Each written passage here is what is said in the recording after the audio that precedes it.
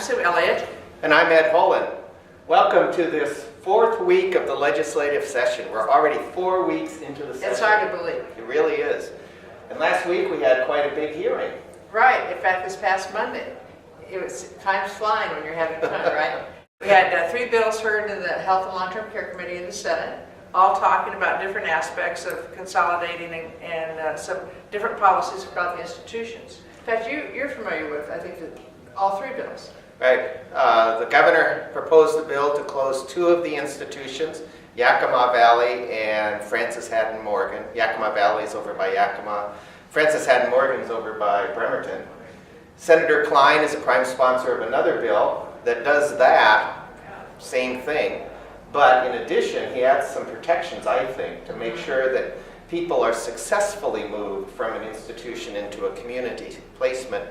And then there was a 3rd bill actually sponsored by Senator Chase, which at least the DD Council opposes at this point in time because it really doesn't set forward a vision consistent with the Supreme Court decision called Olmstead. For a long time, people believe that the people with the most significant disabilities have been in the institutions because that's one way they can justify the reason the cost is so high. This past summer and fall, the division did an assessment on all the people using the same tool that they do for the people in the community. They did that for the people in the institutions. And what they found is that the needs of the people in the institution are no different than those people that are in the community supported by residential providers. But what they did find, and they continue to find, that the people with the most significant needs live at home with their families. And so Secretary Dreyfus, when she spoke, she pretty much confirmed the same thing.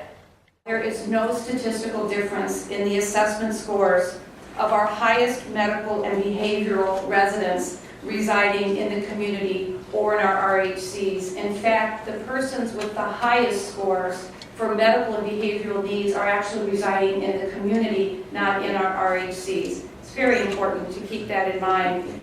As I mentioned during my testimony on Monday on these bills, what we're proposing here is not necessarily groundbreaking, it's not new, other states have done it before.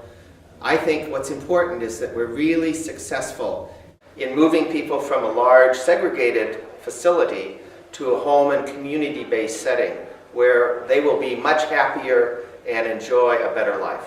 I'd just like to share why I personally feel so strongly about people receiving services in the community. My son Lance Jr. had significant disabilities.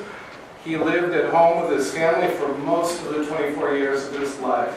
He went to his neighborhood school, he participated in his community, and he touched the lives of thousands of people in his lifetime.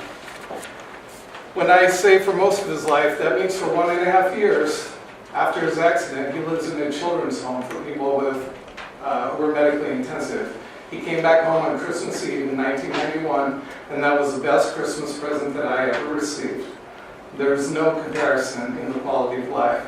So I want others to have the same opportunity that Lance Jr. had, and I know that it's possible. One of the things I liked about Senator Klein's and the governor's bill was that it limits the age of children being able to enter the state institutions. Please don't put the kids in the institutions.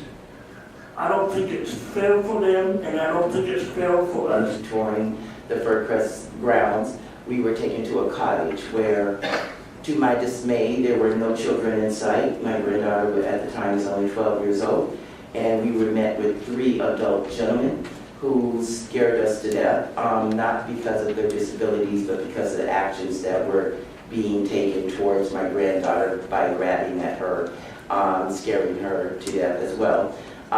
She bolted out, and ever since we said we would not return. For over 40 years, we've had this discussion and debate about what to do with people who live in the state institutions. And Senator Klein, I think, said it well when he indicated it was going to be really difficult for families and state workers to make this change, but it is absolutely necessary. This is tough love. This is not an easy goal under anybody's idea. I want you to know that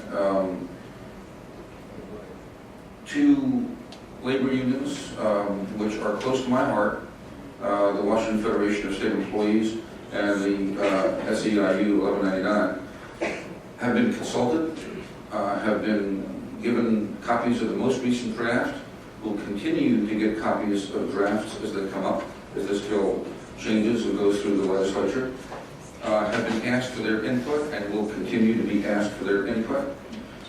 This is not something that is going to be done in a high-handed way. We all got to work together on this. We all got some give to give. And we had the hearing on Monday, and then what happens next with those bills? So those bills have to be what's called exec out of the committee, which means the committee needs to vote to move them forward. In that executive session, I don't think it's been scheduled yet. Oh, okay, so that should be coming either this week or next week. Right. Thank you for watching the Olympia Insider.